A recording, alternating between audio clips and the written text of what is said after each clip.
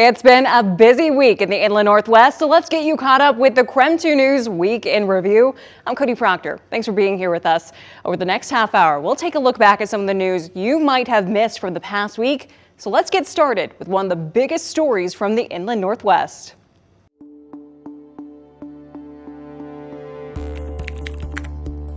It's seemingly everywhere if you know to look. Kratom has become a popular and easily accessible drug, legal and largely unregulated. I think it's a hard drug. You know, I in my head, I viewed myself as being sober, but that's definitely not like, you know, anything that makes you feel like heroin and that gets you addicted and makes you have withdrawals like heroin. That's an issue. Joseph Rohr says he had kicked heroin addiction and was focused on a healthy life. That's why Kratom in health and wellness stores piqued his interest. It was advertised a lot, like a lot of positive stuff, so I was kind of curious, you know. But then, a decade sober, he found himself addicted again. 10 years, yeah, and I didn't want to tell my family, you know. It was hard because like they still don't understand it. What do you mean you take some weird you got at the gas station? Kratom, a plant-based substance, is marketed as an energy booster, but the concentrated synthetic version is leading to warnings about overdose and death, and Spokane Mayor Lisa Brown's proposed ban. In small doses, Kratom acts like a stimulant, says Jimmy Leonard with Washington's Poison Center. Kind of an upper kind of effect, like caffeine.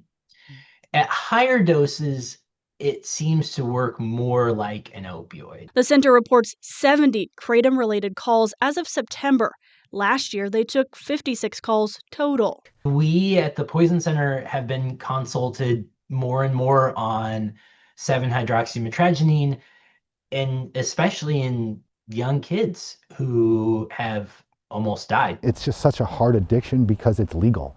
It's at every gas station. It's like when you're kicking heroin, you can't just go to the gas station and get heroin. Yet there are others who say Kratom actually helps people kick those hard drugs. The owner of this shop didn't want to go on camera, but says it is a natural, plant-based alternative to painkillers, and he fears this ban would bankrupt his business. The ordinance was just introduced Monday, but already Councilmember Michael Cathcart says he'll vote no until he sees more research. What frustrates me is sitting up here getting lectured saying we need to hand out glass pipes to users on the street, but we're going to ban Kratom that's used for harm reduction. Right now, the ordinance isn't on any council agenda for discussion or vote. Shannon Mowdy, KREM 2 News. 33-year-old Randy Chaparro is facing a second-degree murder charge for an incident Spokane police say happened here at the Pine and Pacific intersection near downtown Spokane. The statement that the defendant made allegedly that's outlined in the probable cause statement indicating he just wanted to shoot somebody that day, and then he in fact did shoot somebody. Randy Chaparro and his lawyers stayed silent Tuesday afternoon during his first court appearance as an attorney read over his statement to police in the investigation of the shooting and killing of Robert D'Annunzio. Police say it happened at around 3 a.m. Monday morning inside an apartment at a complex located near Pine and Pacific during a get-together hosted by someone who knew both men. After interviewing several witnesses, detectives say one saw Chaparro shoot D'Annunzio in the head, rifled through his clothes, and ran away. D'Annunzio was taken to Sacred Heart, where he died later that night. His mother Lydia spoke over Zoom during Chaparro's court appearance. My son was an innocent child, and he didn't deserve to be murdered. One witness in the investigation told detectives she was in the company of Chaparro at a nearby apartment and told her he said he felt like killing somebody that day, according to court documents. Police were able to find Chaparro later that night through surveillance video that showed him going back to the same apartment and never leaving. They arrested Chaparro for second-degree murder and first-degree assault, who, as it turns out, was originally out of jail on release conditions for a case in which he was charged with unlawful possession of a firearm. He's now booked in the Spokane County Jail. A criminal history check also shows Chaparro has other felonies, including attempted assault in the second degree by strangulation, domestic violence, and manufacturing a controlled substance. While he's now in jail, the victim's mom, Lydia, told the court today what she now wants for her son. My son deserves justice. A judge set Chaparro's bond at $5 million. His arraignment is scheduled for December 4th. In Spokane, Connor McAvoy, KREM 2 News.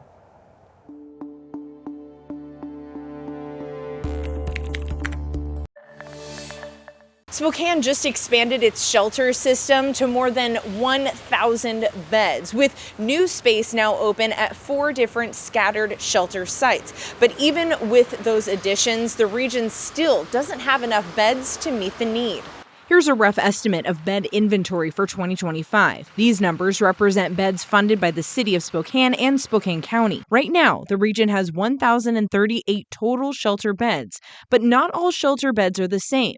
Year-round beds are part of the city's larger scattered shelter site model to provide shelter outside of inclement weather events. Overflow beds open when regular beds fill up, and inclement weather beds are activated during extreme cold. But even with the recent increase, the needs still outweighs the space.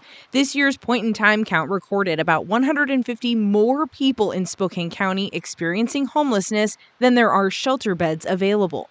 Now, ShelterMeSpokane.com lists up-to-date shelter capacity levels. If you need a warm bed, this site is frequently updated with what shelters are full or have some availability. Meantime, Spokane libraries and community centers do serve as warming spaces, and STA buses will waive fares for people who say they are going to a warming center when the temperature is below 32 degrees. In Spokane, Amanda Rowley, KREM 2 News. As we go to break, here's a check of your forecast.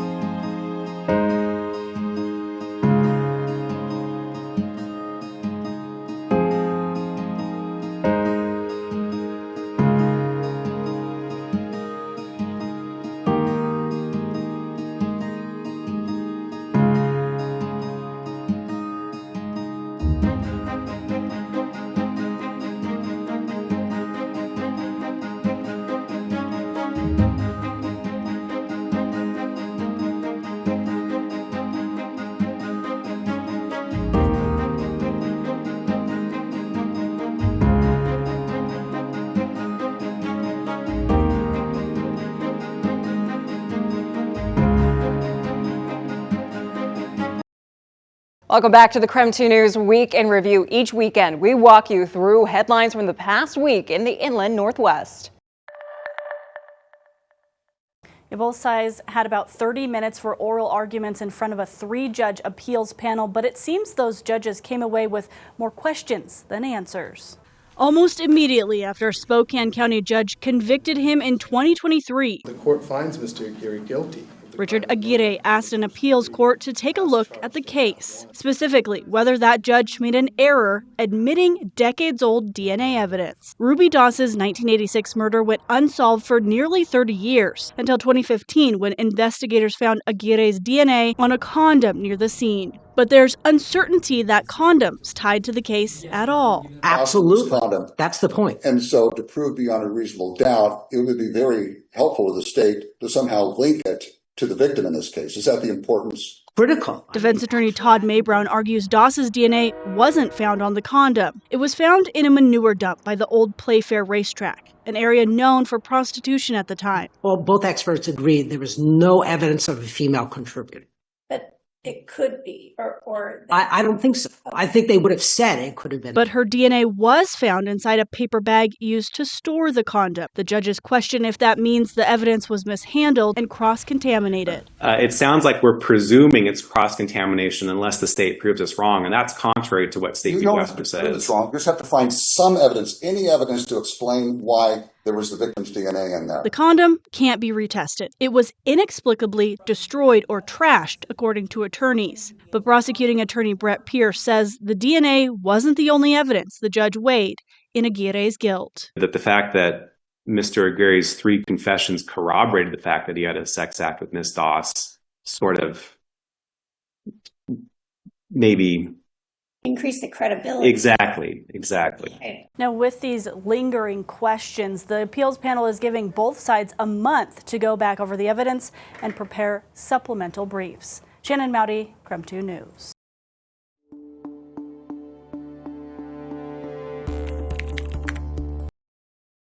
Spokane County held off on raising property taxes, but that doesn't mean everything stays the same. Waste management fees for your garbage are going up, but leaders say that increase is not part of the budget they just passed. The week before the Board of Commissioners adopted the 2026 budget, Spokane County's regional solid waste system announced an increase in budget rates. Starting January 1st, garbage rates will increase by 4% and yard waste by 10%. And a new $30 special handling fee for specific appliances will be implemented. When asked how residents might view these fee increases as equivalent to a property tax rise, Commissioner Josh Kearns explained that Waste Management operates as an enterprise fund, essentially a self-funded business unit, one that's separate from the county's general fund. He stressed that Waste Management must cover its own expenses. They operate as a business, and so that is a fee for service that they offer. The cost for them to do business has gone up. They have vendors that they have to pay, the hauling, the gasoline, the maintenance on their equipment, their revolving funds that they have. And so those are things that they have to calculate into their operation. The county's budget also accounts for cutting 120 positions primarily through attrition. But Commissioner Kearns says many of these positions were already vacant. Do you think the county will remain efficient with that reduction, even as the county continues to grow? I do. We are implementing a lot of new software programs that are going to help us become more efficient, be able to track our spending, track our resources. Our enterprise resource planning software is going live at the end of the year. So that's going to be a huge benefit for us to be able to track truly everything across the county. More efficient with new technology that doesn't require as many bodies. Correct. The bottom line, next year's budget has no major service cuts, no reduced public safety response, and no property tax hike. Amanda Rowley, KREM 2 News.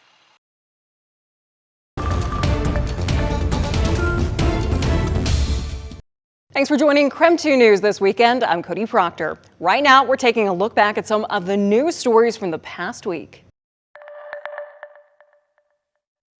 Well, from icy conditions to fire hazards, the Spokane Fire Department says early preparation is key in preventing emergencies in your home. Just like animals which prepare for winter, it's important Spokane prepares too. Justin DeRuyter with the Spokane Fire Department encourages you to make sure your home is updated with the right safety measures. This time of year, we always see an uptick. He says portable heaters should be plugged directly into the wall, never into extension cords or power strips, to reduce fire risk. And for those using a chimney, he warns that fires can spread through walls or attics and recommends chimney inspections. And that's why I always tell people, if you smell something out of place, don't ignore that. DeRuyter also warns to keep backup generators outside to reduce carbon monoxide poisoning. He adds detectors should be placed high up in the home. If you're lucky, you'll be aware that you're starting to get the symptoms of it. But a lot of times it's kind of that confusion, lethargy. Lastly, he says to make sure Christmas trees are well tended to. If a fire breaks out, a lot of fuel will release quickly. And the outside of the home is just as important too, when there's ice and snow. It's the slips and trips. It warms up a little bit during the day, snow starts to melt a little bit, you get that water pool up and freezes at night. He explains de-icer for the outside of the home is important to keep from falls or injuries, and creating a cleared path all the way around your home will help in a moment of emergency. So a little preparation goes a long way, helps prevent grief on your end, on our end. Spokane Fire also emphasizes the importance of having a backup generator in the home, as well as food up to 7 days in case of a weather-related power outage. I'm reporting in Spokane, Regan Gallo, KREM 2 News.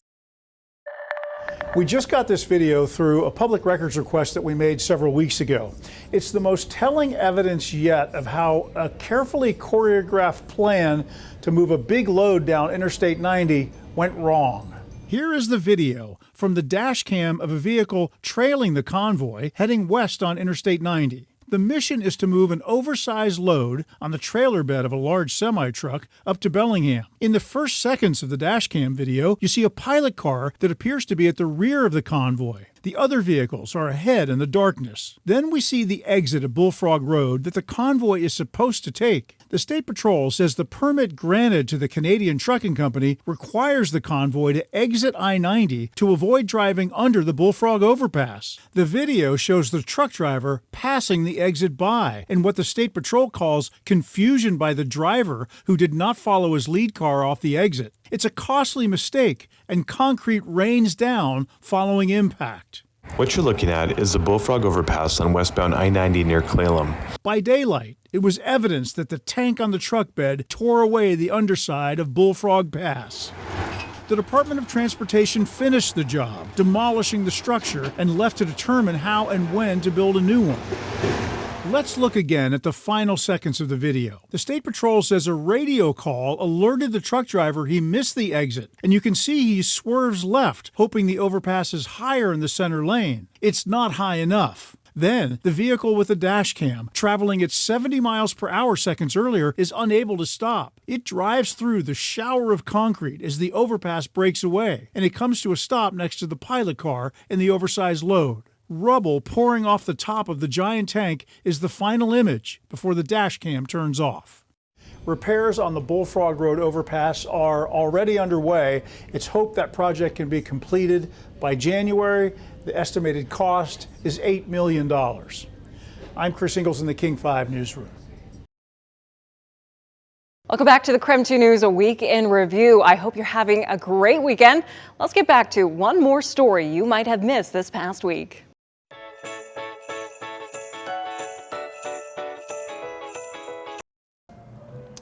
This is the perfect place for you to get into the Christmas spirit. Honestly, I don't even know if the Christmas season, the holiday season begins until Christmas Tree Elegance officially kicks off.